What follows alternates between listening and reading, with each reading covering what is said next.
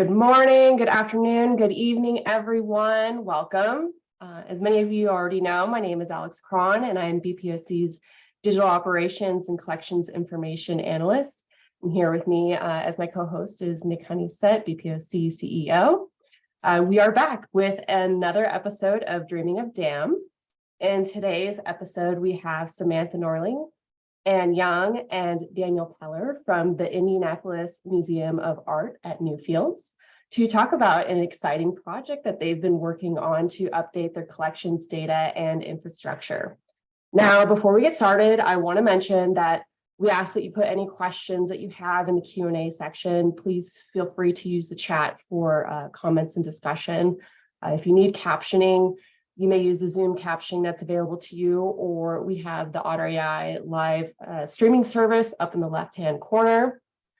Now I will go ahead and introduce our guest speakers. Samantha has worked at Newfields for over 9 years, holding the positions of archivist and digital collections manager prior to taking on her current role as data architect and Newfields lab manager. In this position, Samantha manages the Newfields Lab, an in-house team of developers, designers, analysts, and digital strategists who create technology solutions, both public-facing and internal for Newfields. In her capacity as data architect, Samantha prioritizes and leads data-related initiatives throughout Newfields, including the development of data pipelines, storage and presentation solutions, the creation of both ad hoc and evergreen reports and dashboards, and data warehousing and enrichment through reconciliation and normalization. Next, we have Anne. Anne is currently the Director of Legal Affairs and Intellectual Property at the Indianapolis Museum of Art at Newfields, where she provides guidance and interpretation on a variety of institutional standards, policies, and procedures, including intellectual property, contracting, cultural patrimony, repatriation, and overall risk mitigation. And our final guest, we have Daniel. Daniel has been a developer at Newfields for 6 years and a senior software developer for the past 2 years. His responsibilities include the architecting and administering of cloud infrastructure for museum web properties and data pipelines, as well as implementing and maintaining standards for developer operations. Now I'm going to go ahead and turn it over to the three of you for your presentation. All right, great. I'm going to be kicking it off for us today. Thank you so much, Alex and Nick, for hosting us. And for everybody who is joining us today, we are very, very excited to be sharing this project with the world. And in the near future, launching the beta new portal collection for the Indianapolis Museum of Art at Newfields. So to kick this off and get started, I wanted to acknowledge that this project to redesign our online collection portals has been a long time coming. Since 2015, in fact. As Alex mentioned, I've worked at Newfields for over 9 years now, and we launched our current online collection portal in my second year working at the IMA. And I have pretty much my entire tenure at Newfields had a vision that we would one day be able to bring together our disparate collection portals into a single user interface, and it's finally happening now. But before I really talk about our current project and where we're at, I wanted to give you a sense of the history. And for better or worse, the history is really our current setup. We launched our current IMA art collection portal in March of 2015. And at the time, there was a lot of really, really great things about this portal. There still are. I hope actually that you all might check it out and enjoy it today.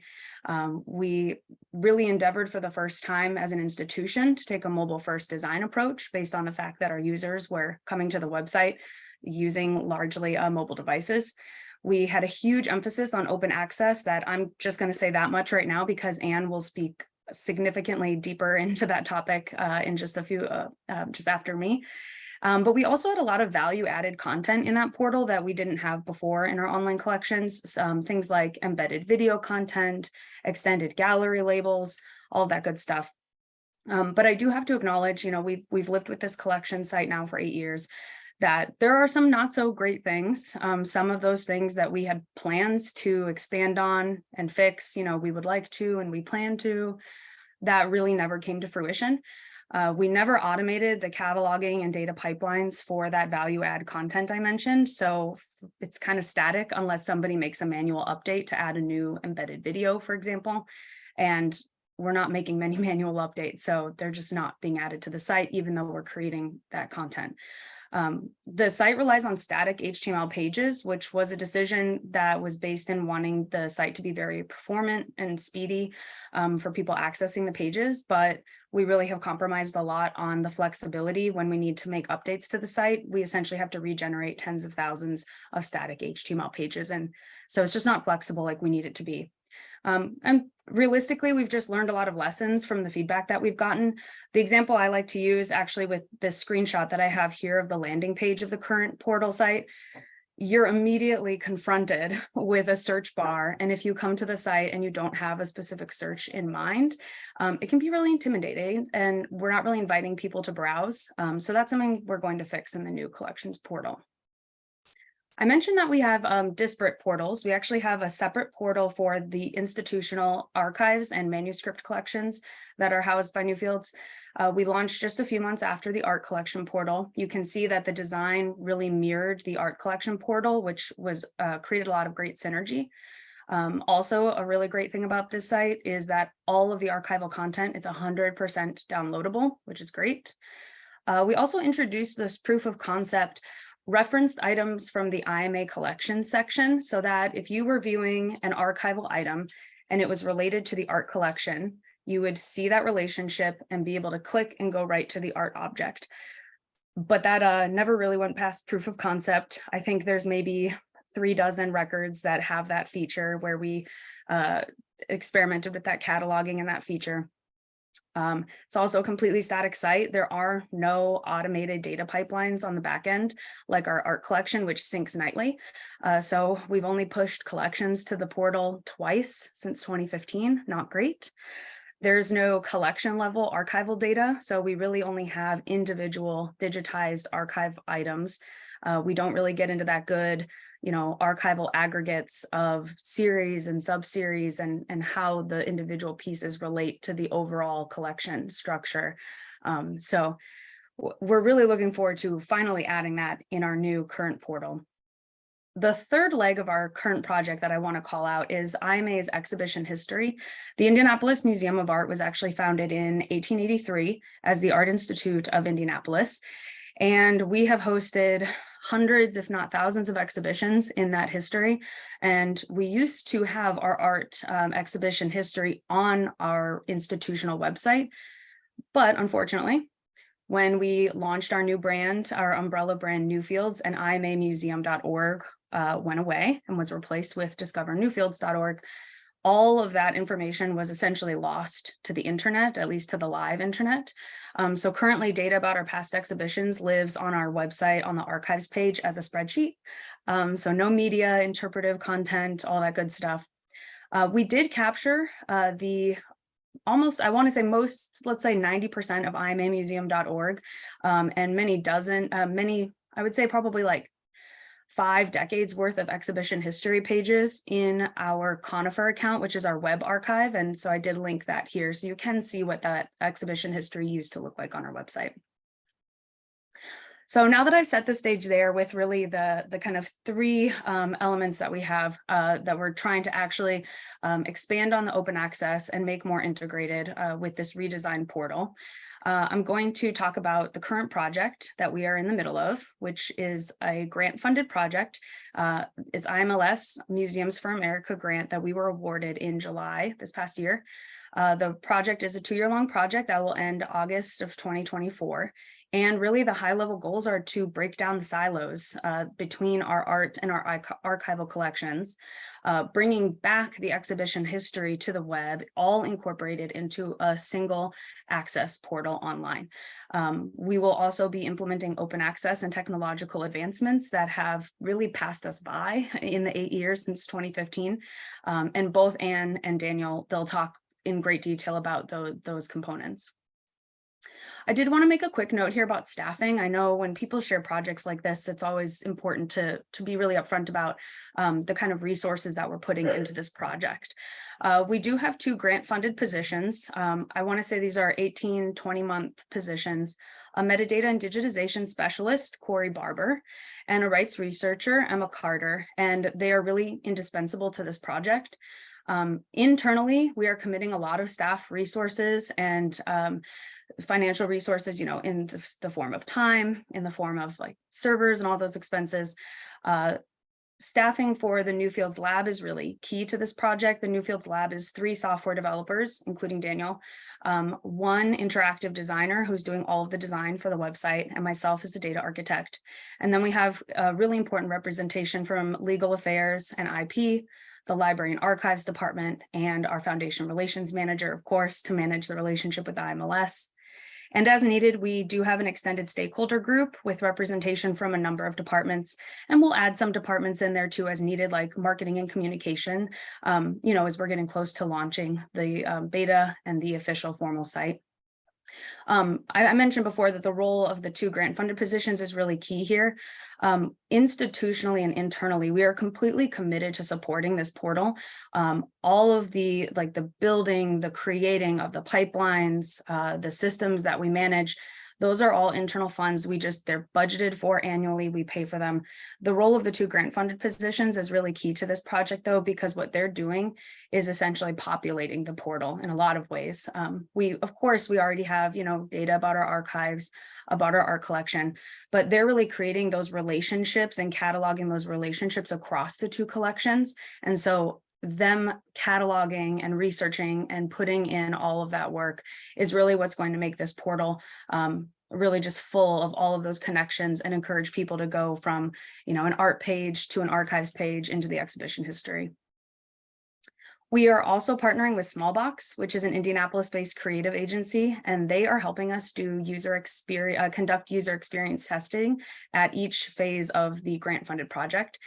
This will be a mix of facilitated, one-on-one usability testing and unmoderated online testing. And we will be incorporating tests of accessibility of the UX design into that process.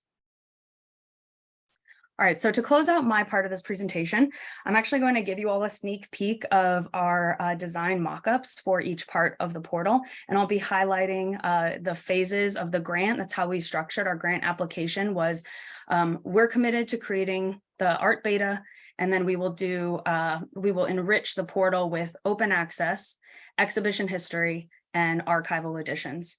I don't want to step on Anne's toes with open access, so I'm going to focus here just on the homepage. I mentioned we're committed to replacing our art collection website, so those are all 4 key components to that site. As you'll notice, we do provide a search bar, but it's not the only thing on the landing page. We actually want to suggest some popular searches and also present some art collection highlights to encourage people to browse, to really come to the website. You don't have to have a specific expectation in mind. You can just come and explore the collection. An art object page, this is pretty standard. We wanted to make sure to have all of the information that people could be looking for. I won't mention any of the open access functionality because Anne is going to do that. For image delivery, we are implementing an International Image Interoperability Framework, or IIIF, server for the first time. So that's going to make that image delivery really robust, and just it's a huge advancement for us technology-wise. The art object pages will also have a lot of that added value content I mentioned, like media, but we do have an exhibition history section of the pages as well, and that's going to help get people from the art objects page to a past exhibition page, and hopefully to archival content as well. Phase 2, as I mentioned, is exhibition history, finally making that public and online and robust again. We will have a dedicated landing page and in the top level navigation to get to past exhibitions, where people will be able to search, find exhibitions, go to the page. If we have any installation photography, that will be featured prominently at the top of the page. And then we'll have a lot of great research information like exhibition checklists, related publications, of course, objects in the exhibition, which will link to the art collection if there are pieces, installation photography, and related media. For the lab, this last piece there, I'm really excited about. We'll be putting links to any of our web-based in-gallery interactives that we might build, which usually only live in the four walls of, the institution and only during the life of an exhibition. But if they're web-based and we can share them externally, we'll be doing so from this page. So I know the Newfields lab is really excited for that. Then the last piece here, I do want to give a bit of a caveat that these design mockups that I'm sharing are kind of preliminary. They don't include some of the really cross-collection functionality that we'll be adding in, or the collection level archival metadata that I mentioned earlier. But they're still I'm really excited to share them. So we will have a landing page here for the archive section. Again, we'll present popular searches, highlights from the collection. And we're creating a lot of synergy like we do with our current portals, with the design being really consistent so people know what to expect, but customizing where needed for each collection's kind of unique needs. We'll have all of the object details, the ability to download images, generate captions automatically. And what the design here doesn't show yet that I'm really excited for is, like I said, that collection level information, but also links to the other collections. So referenced items from the IMA art collection, that will be a section on that page. And we definitely will be connecting a lot of our archives to our exhibition history, because really one of the most robust collections in our archive is our exhibition records. So we're really excited that that's actually been the focus for Corey's work of digitizing and creating metadata for the portal. And now I'm going to hand it off to Anne, who's going to talk about open access, which is really the phase that we're really in the thick of right now. Thank you so much, Sammy, for that lovely introduction to all of the work that we've been doing the last several months. So yes, talking about open access more. So it won't be the first time that we have had open access as an institution. As Sammy mentioned, we did originally launch in 2015 with open access. This was great. It was our first opportunity to actually have that open access be fully automated with downloads direct from the website.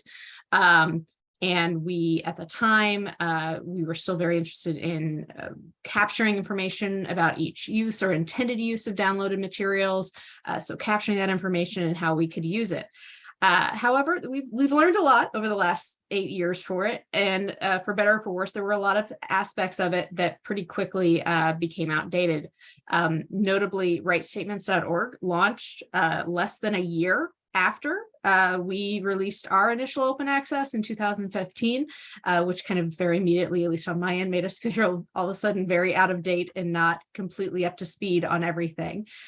We also learned through this process the only way to access those downloads was to know on the works that were in the public domain that the download arrow just to the side of the main image, that was the entirety of how to access any of the open access. So the number of emails that we have then had to field and communicate and circle people back around to and tell them, actually, you can download that directly from the website, and having to explain where and how to logistically find that it just wasn't super clear. It wasn't intuitive for a lot of people to be able to find. We also didn't have any way to have automatic caption generation and being able to provide that to anyone directly downloading, although that was always our intent to be able to have that. We also had that, as I mentioned, we wanted to capture that information, but it also meant that we had the form that needed to be filled out in order to get access and have a download button pop up and be able to get that, which in many ways can be viewed as a hindrance to open access. So we asked people to complete all of this information before they even got that download image button. And again, as I mentioned, having just that download arrow as the only way to do that, we had no way in the search you could search open access or otherwise directly find. You could, in theory, kind of get to most of the works that were available under open access with this current site if you knew to search public domain. But even then, there were a lot of cases where we didn't necessarily have the images as part of the open access. Either image artwork didn't have photography taken of it, or perhaps there were other restrictions to that. So enough about the old site. the exciting part is that now with the current project, we have been able to implement rightstatements.org for all of this. Big shout out to Emma, who's come in and really helping us think through and work on implementing all of this and continuing that rights research and where we can apply the various applicable statements. For those of you who aren't familiar, I will back up a step here. So rights statements, like I said, it was launched in 2016. This came out of a joint project from the Digital Public Library of America and Europeana, in finding that in the aggregation of content from various organizations, the rights field was the field that had the most versions, the variations on information being presented and least consistent, and a lot of, we'll call them interesting claims on copyright. But the statements overall, there are 3 categories of 12 statements, and that these are standardized statements to be able to communicate copyright and reuse of those materials to the public. So for us at the IMA, we are preparing to use 11 of these 12 statements within these 3 categories. So the first category I'll talk about is the in copyright category. And this is the one that gets us very quickly into that, where we're planning 11 out of 12. One of the categories of rights statements is the in copyright EU orphan work. This is very specific to if you're an EU member nation. Obviously, IMA at Newfields, being the United States, we are not. So we are not mapping and preparing for this one. And although we have mapped and prepared all of the rest of these, really the 2 I have highlighted here, the in copyright and then the in copyright rights holders unlocatable or unidentifiable, are the 2 that we are using the most within this category. So obviously, copyright, if the work's still in copyright. The other is what we are using for the works that we are identifying that based on all of our research, we believe to be orphan works, and that's where we're applying that.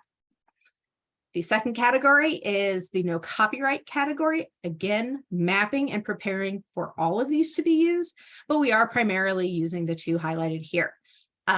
Most of these for our public domain and then ultimately our open access works are utilizing the no copyright United States, but we do have a handful where it is no copyright, but there are contractual restrictions where there is a restriction from a deed of gift that from whatever donation, that although the work itself may be in the public domain and there is no copyright, there are other restrictions that are contractually obliged to be able to restrict those images from being in the open access. And the final category is the kind of other and catch-all category. Again, we're mapping and getting prepared to use all of these if we need it.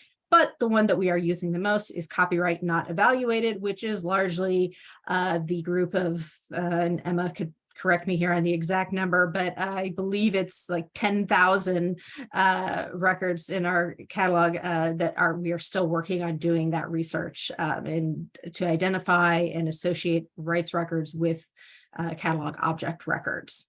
So as I say, for the records, so all of this we are preparing, it's within our collections management system. We use KE-EMU. So here you've got a couple screenshots of what this looks like in our rights module. So here is an example. It's our blanket public domain record for works from our prints, drawings, and photographs collection. And we have associated through the GUID field with the specific rights statement URI to that no copyright United States field. And then what that looks like on the front end on the website is where we then have that no copyright in the United States symbol and text language there in the bottom left-hand corner that will appear under the image itself. Now, the other thing that I'm super excited about that we are able to integrate with this collection site redesign is local context. So aside from being able to bring in information and rights statements and standardize, communicate about rights through that, we are also utilizing local context and both their notices and hopefully eventually their labels as well. But local contexts were developed with the end goal of grounding intellectual and cultural property rights and cultural heritage, data, and genetic resources within digital environments. So really being able to give back and give data sovereignty to Indigenous communities. So as I mentioned, right now we are working on this. Oh, come on. There we go. Right now we are, again, mapping and preparing for all of these. But right now, as a cultural institution, we are specifically working to apply notices. We will not apply any of the traditional knowledge labels without consultation with the Indigenous communities of origin. For us right now, we are preparing 4 of the 7 notices that you see on the screen here. We're preparing for the engagement notice, as well as the 3 disclosure notices.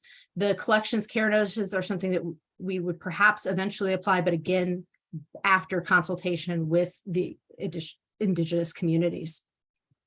And working through applying all of these, again, utilizing the rights module in KEMU to record all of this as well. And actually, I need to step back a half step here. So in order to be able to get those 4 notices and to be able to apply those, we have joined the local context hub. And it is through the hub that we then are able to connect with communities to inform consultations that eventually will inform what labels we can apply. But through the hub, we are also then able to provide, and we're able to list projects that we're working on where we're wanting to have Indigenous consultations and support. And it's also what gives us those notices and access to those URIs to be able to include. So again, utilization of our rights module and email.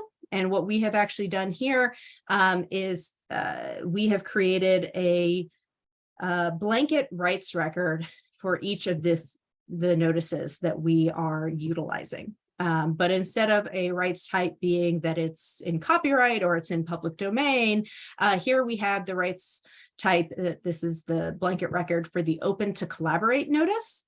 And our rights status in this case is pending community consultation.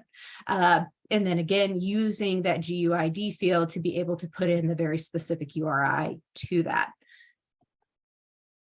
So mock-up here of what that page will look like for any of the works that would have the notices applied to them. These will appear higher on the individual object pages. It will appear before you get down to any of the artwork details and more information and what you would typically see at a tombstone records. And it pushes these notices higher to give that call out and notice to the communities. This example here shows all 4 notices being in place. For us, most of our works where we would be applying notices will actually only use 3 of these and not also include the 4th one of the biocultural notice. For us, the biocultural notice will be included on the thankfully small group of works that do include human remains. But so for most of our Indigenous works, we would have just the open to collaborate, traditional knowledge, and attribution and complete notices placed on them. So other things that I'm super excited about with the new online collection is that we will actually have dedicated searches now, both for the public domain and open access as immediate direct prompts. Again, because we have some situations where we have contractual restrictions on public domain materials, or we will have public domain materials where it still needs to be photographed, or maybe the photography we have is a more of a reference imagery, and really it needs new photography to be completed, so it may not actually be included in the open access program necessarily. So we're having both of those, just because not singly selecting open access won't necessarily give you everything public domain and vice versa. So very excited about that. Much more explicit now with how to download those image files that are in the open access, as well as having a dedicated artwork caption button now, which I'm super excited about. So the open access downloads now instead of getting a single size file, there will be 3 different size JPEG options for people to be able to select a file that best suits their needs. And we no longer are asking people to fill out a form before they have access to being able to download those files. We do have and will have a form that is a short information form, but it is completely an opt-in, that if you're using this in a publication, we'd love to know about it so we can retain our bibliographic history about the collection and where it's being used and reproduced, but it's completely an opt-in. It's not anything that we are requiring to be filled out before we get to that. And then my goofy little heart is super excited about this artwork caption. It is going to save my department hours and hours of work.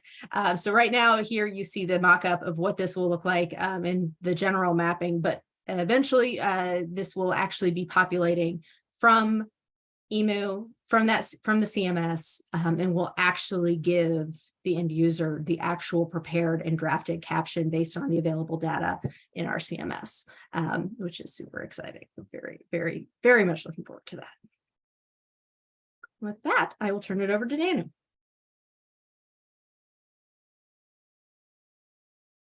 See if that worked. There we go. Hi, everybody. Thank you so much, Anne. So I'm going to go over a few of the more technical details behind our portals infrastructure. This won't be an extremely deep dive, but we'll talk about some of the more technical parts of it. So there we go. So first, I want to talk a little bit about lessons that we learned from the current online collection implementation. I'm going to refer to it as Dagwood. That's the internal name we use for it, and it helps me make a distinction between our new online collection and the current one.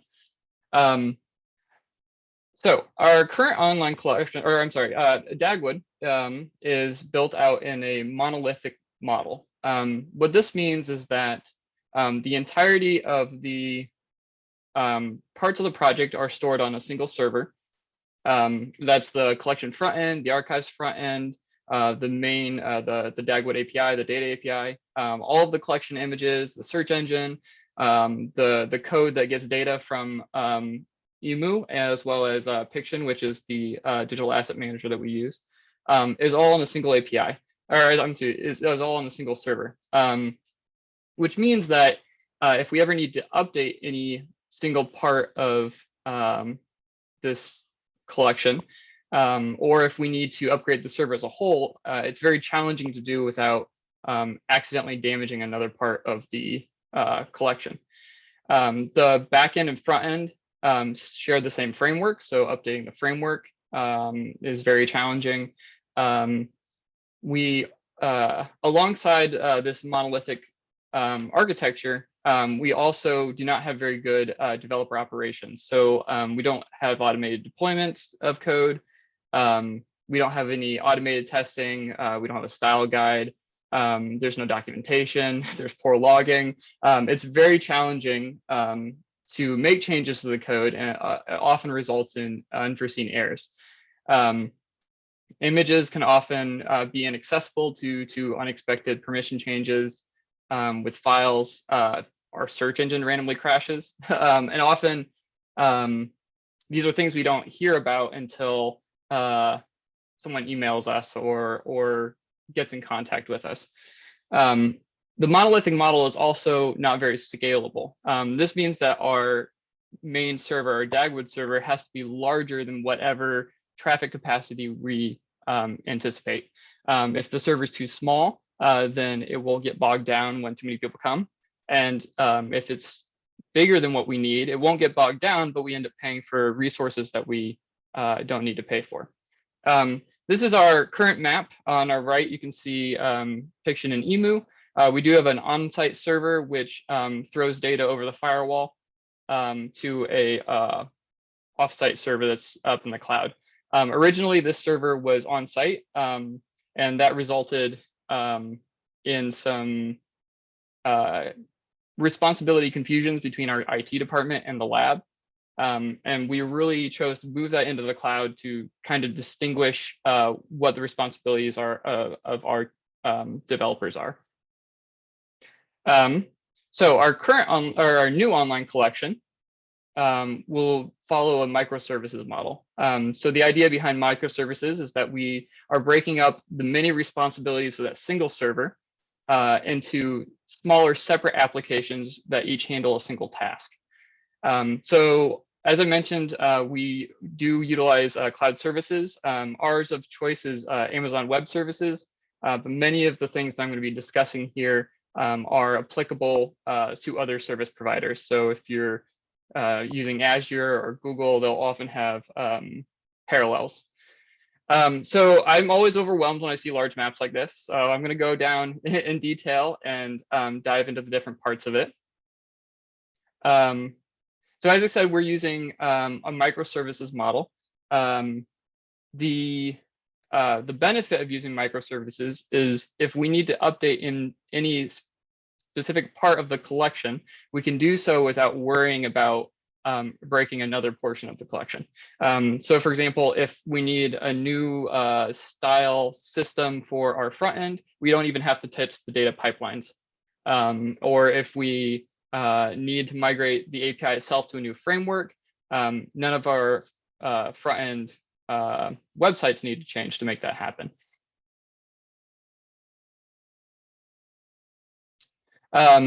So each part of this collection is built in such a way that it can be easily replicated and can be taken down and put back online within a number of minutes. We do that in 3 ways. We either have servers that are scripted, automatically deployed through scripts. We use serverless functions, or we have ephemeral Docker containers. So our main kind of the heart of our data pipeline is the only permanent server in our infrastructure here. This server stays up 24/7. I do have some plans to migrate this from a server that's up 24/7 to one which is more ephemeral so that we can save cost that way. But this server itself contains 2 pipelines, our EMU pipeline and our Piction pipeline. This was a different setup than what we had with Dagwood. With Dagwood, we only had an EMU pipeline. So often there were changes that occurred in Piction to images that resulted in us having to manually go in and trigger individual object images to be updated. This often resulted in images being out of sync. We would overlook particular objects. It was very time consuming if there were a lot of deletions that were made from Piction or so on and so forth. So the next step in our pipeline is our post-processing. So this is after the data has been pulled from Piction and EMU. Each object or image is put onto a queue, and that queue will go through individual serverless functions to augment the data. So as Sammy mentioned, one of the challenges with our current collection with Dagwood is that augmenting our data that's coming out of EMU and Piction is usually manual and doesn't often happen. With this setup, we can have an innumerable number of augmentations that we want to make to the data without bogging down our main pipeline. So all of these functions run asynchronously, just meaning that they can be all run at the same time. These functions are serverless. That means that instead of having a dedicated server which runs 24/7, we only have small virtual machines that launch for a matter of seconds at a time to execute exactly the code that we need to execute before they're taken offline again. This means that our service provider, AWS, is the one who has to concern themselves with system updates, maintaining operating systems, patching for security holes, and all that we have to worry about as the developers is our code that we're deploying and what that code is doing. So the examples that we currently have deployed for our functions is color detection. For every image, we extract a color palette that we then make available on our collection front end. And we are also using these serverless functions to generate our IIIF manifests. But as I said, these are built in a way that in the future, when we implement our CMS, we could have that data integrated with our collection data here. So we could have manual input from curators or our management team to augment that information. We could also have the potential of using external resources. So if we wanted to implement some machine learning model to clean data, that's something that we could do with these functions. So one of the examples I had is that we have a field which is called created date, which is just a plain text field, and it can be anything from 2 years with a hyphen between it to one of our fields is a bunch of Roman numerals. And that as a developer is very difficult to try and anticipate. But with large learning models like ChatGPT, that we can have all of those converted directly into ISO strings or some sort of standard.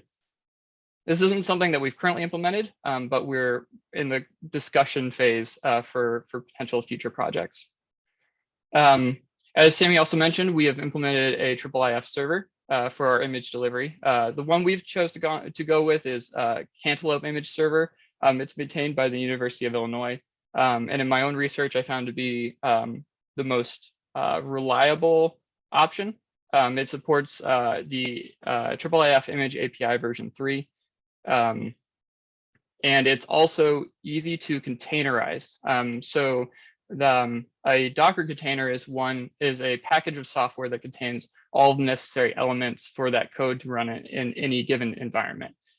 So these containers are considered ephemeral, which means that they will run for as long as they need to and not any longer. If they need to go offline, they can be taken offline and immediately rebooted. If they crash for any reason, they are automatically relaunched, and they're very scalable. So if we have a day with low traffic, then we aren't paying for a large, massive server that can cost a lot of resources. Or if our traffic unexpectedly increases, then the Docker containers will automatically replicate themselves in order to serve more traffic. We will officially be launching a public API. So our current API is in theory public. It only is built, it's designed to only serve the two front ends, the collection and the archive site. This results in our data being siloed just within that site, and it prevents us from using this API within our tours or main museum website or gallery interactives. Instead, we're going to be building an API that can be a foundation for all of these other web projects. So we're going to have proper documentation, public documentation that anyone can access. We've chosen to go with a GraphQL API as opposed to a REST API. This allows us to bring together disparate systems under one roof. This API is also going to be serverless, so similar to those post-processing functions that I discussed earlier, it is implemented in a similar way. We will be using authentication tokens to not only allow our API to deliver both public and private data. If we have internal resources that need to access private data, we can include that in the API while being confident that we are not leaking that information to the public. It also protects us against denial of service attacks as well as denial of wallet attacks.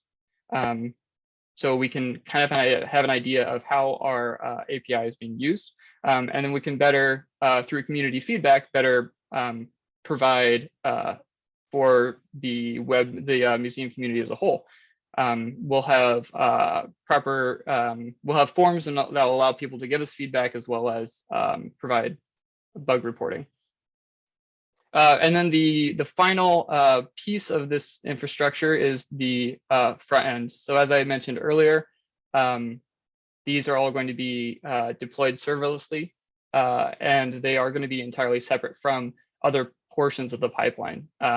So what we've got here in blue is what we are currently implementing. The green are future implementations. So this API will be able to be used on our main museum website as well as the tours website. And if we need to make changes to the frameworks or to the styles of these websites, we don't have to touch the rest of the pipeline. With this in mind, our our goal in the future is to not need to rebuild the online collection again in another 8 years. We will be able to iterate on what this infrastructure we'll be able to iterate with this infrastructure and prevent the need for a whole overhaul. We'll also be having what I've called eyes on. So as I mentioned with our previous collection, we did not have proper logging. It was decentralized. It was the onus of the developer to go and find, to look for errors within different server or within the server and the different log files in different locations. And this resulted in us being reactive to issues as opposed to being proactive in our maintenance. So because we're using a cloud service, we can very easily centralize all of our logs. We can create both private and public dashboards that can provide system statuses. We can get very granular in our information. So right now I've got an example here of number of database connections, logs, duration of serverless functions, how long they're running, but we can get as granular as looking at CPU iterations and memory usage for a lot of these projects. And we'll also be, we've also are implementing proper deployment pipelines so that we'll never have a developer need to log into a server to get code up and running in production. And that's what I've got. Thank you, all three of you. That was so cool. Really I just appreciate have one last note here about kind of just where we are at in this project. I mentioned at the beginning that this has been a long time coming. We do still have a lot of work to do until August of 2024, but you don't have to wait until then to actually get your eyes on this website. I would say stay tuned for announcement about the launch of the beta site. We're hoping by the end of this summer, so I'm going to speak that out into the world and hopefully into existence. We are starting round 1 of user experience testing this month. And so we're really all in on the open access pieces of everything right now. Open access, then exhibition history, and to cap it all off, we'll be developing out the archives additions to the site. So that is the official, the end of the presentation. Thank you, Sammy. Sorry, I got really excited because there's some You're good fine. questions in the Q&A. So with that said, I will jump ahead and read out some of these questions that we got. The first one, could you explain why the POC for connecting archival and collections data didn't work? So it did work. It does what it wants to do. Actually, I'll see if I can. I'm going to go ahead and stop sharing my screen, because then if I do decide to like find a link, I'll find a page where it is happening. It worked, but the proof of concept of it all was the extent to which we actually did that cataloging, that metadata work. So it was only on, like I think I guesstimated maybe like 36 archival item records where we actually had the field where we populated the unique identifier for the art collection objects, which then made that functionality possible. So the functionality was there, the pipeline is there, but it's pursuing that cataloging work, any research, and then also the fact that the site has to be updated manually. There's no automated pipelines.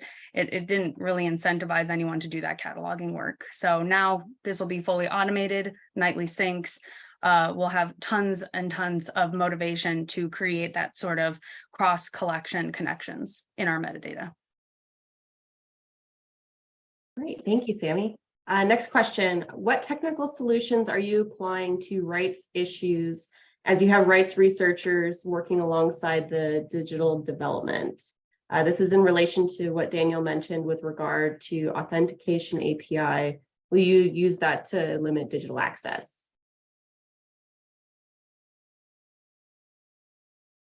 So we do plan to limit access to specific fields within the API, depending on whether they are intended to be public or private. I don't believe we have any plans at the moment to limit access based on specific rights. I might need to be corrected about that.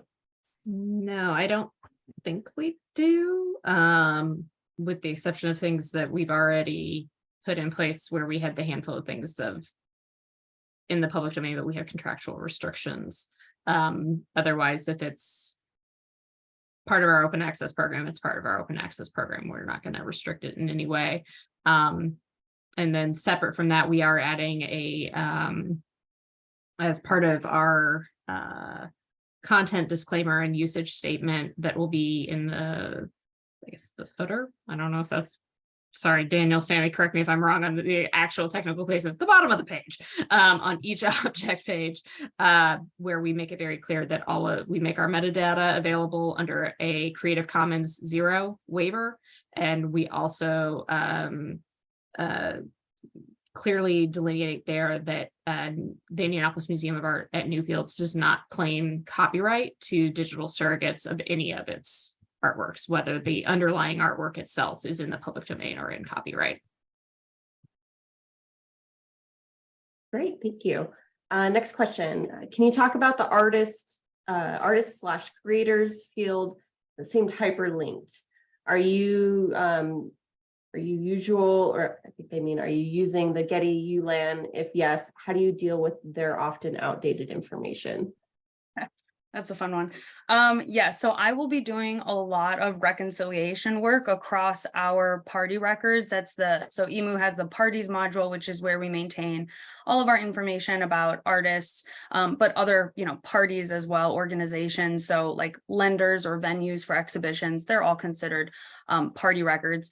And we'll actually be making use of the GUID field in the parties module. It looks exactly like the 2 screenshots that Anne had, where we're using the GUID fields for the rights module.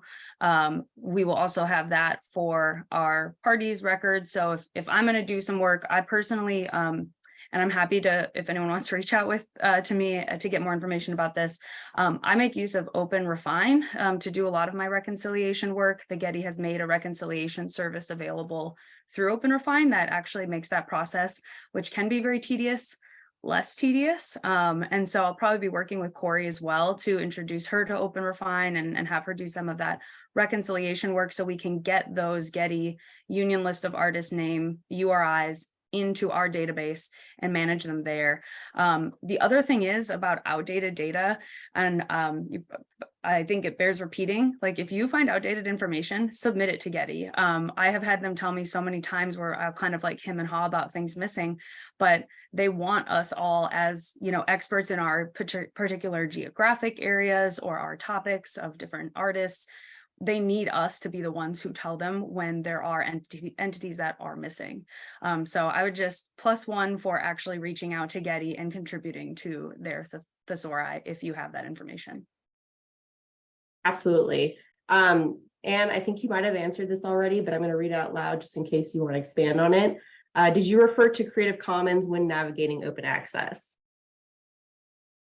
So, I mean, a little bit. So we have the Creative Commons, the CC0 waiver that we've applied to our metadata. We went back and forth on whether we utilized right statements or as other institutions have done with open access, applying just the CC0. Went back and forth on what we were going to utilize. We ultimately landed on using right statements because we were really wanting to provide very clear statement and understanding of the right status of the individual works, and not just of the digital surrogates that we're representing, but where the copyright status of the underlying work is what we really focus on, which is why we decided to focus on using right statements. On a related question or a related note, someone came in late. They're wondering if you could expand on the distinctions between public domain and open access. They're asking, in addition to that, wouldn't all public domain or then donor restrictions be open access? So in some cases, we've had works that are strictly looking at interpretation and analysis of US copyright laws are in the public domain, meaning that they are, the creator the life of the creator plus 70 years has elapsed, or if it's in the case of a corporate creator, it's at least 120 years from the date of creation. That is a very simplified rights analysis framework for you there.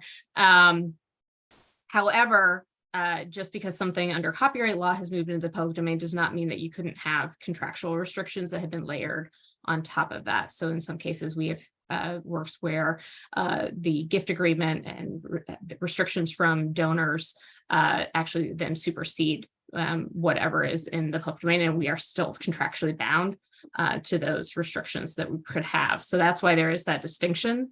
Additionally, we kind of come at everything for open access is twofold. So it's based on what is the right status and being in the public domain, but it's also dependent on that our photography studio has been able to create lovely high-res imagery that is beautiful and wonderful, where in a lot of cases, we have a large collection and it takes a long time to get that work done. And in some cases, we only have lower resolution reference imagery taken very quickly, perhaps even in storage in some cases, and where we still want a visual representation online instead of just a thumbhold or placeholder for image forthcoming, so that we still have that. But so that might be in some cases where we might have works in the public domain that are also still not available to be downloaded and in that open access, because there is no high resolution imagery that exists.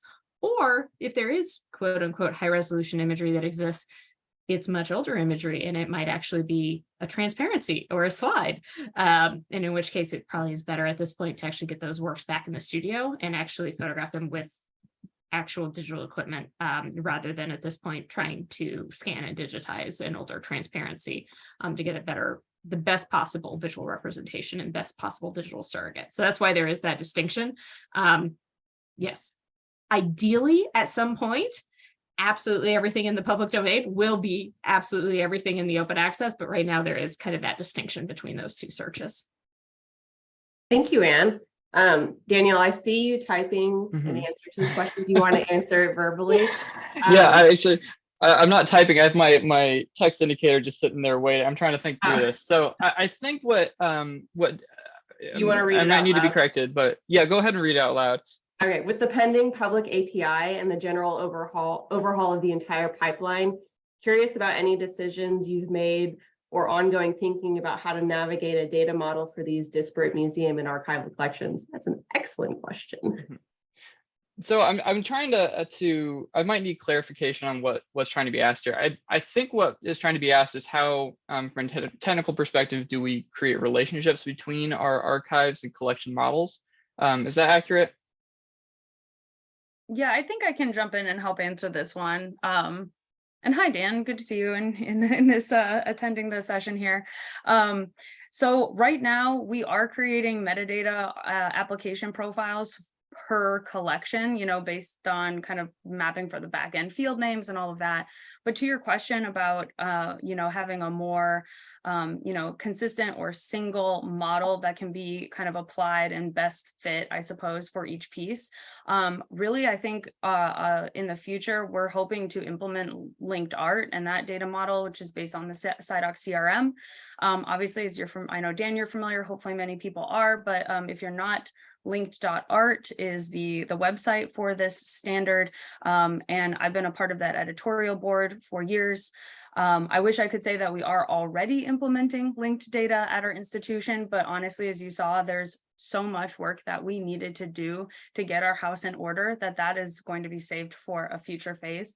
But I do hope that as that model has been, is developing, it's being expanded upon, they're even kind of moving into other domains like archives. That's and exhibition history. Those are the two major conversations in that linked art community right now. Actually, I think there's a lot of synergy between what we're trying to do from a presentation layer standpoint with what the linked art group is really wanting to implement across, the back end and the data model. So that is the future plan. But yes, right now we have disparate metadata maps that then we document where those things can be related. Like this is a party, we will have a ULAN URI, and that's the connector point. But I think I see a lot of hope in the future of linked art. Thank you, Sammy. Hopefully we can fit in one more question. Were Indigenous communities a stakeholder in the design, not just the labels? I wonder if recognizing sovereignty includes how this data is represented. So eventually, so that's kind of the whole point of the notices. So we have joined the local context hub, and through the local context hub, there's actually a technical implementation working group that we are a part of, and the placement of the notices higher up on the page has been informed through discussions there, and that then eventual placement of any labels will be informed through Indigenous consultations with the respective communities. Another thing I realized I totally forgot to mention, another thing about the public domain, and when we get into Indigenous works, this is also another area where we very easily can restrict and say there won't be images downloadable, or there just won't be any images that appear online. So the example of the notices currently that will include the biocultural notices for works that include human remains. We do not put any images of any of those works that include human remains on our website at all. So those works will just have that thumbnail, that there won't be any imagery of those appearing. Nothing would be downloadable from any of that context as well. But yes, that ultimately through the notices, that is a way that we can help facilitate and work then with the Indigenous communities to inform the future of those pages. We are unfortunately at time, and I realize we didn't get to all the questions, but when I share out the recording of this, I will include, contacts for myself, and if Sammy and Daniel, if you want to include those, I'm happy to share those as well.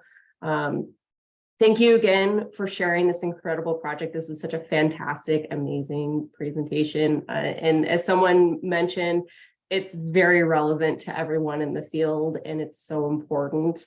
And thank you to everyone who joined today and asked such incredible questions as well. Next month, we will be back with another episode. Stay tuned for more information. I hope everyone has a great rest of your day, wherever you are, and enjoy the rest of your week. Take care, everybody. Thanks, everyone. Thanks for hosting, Alex. Sammy, Daniel, Ann. That was a great session. Really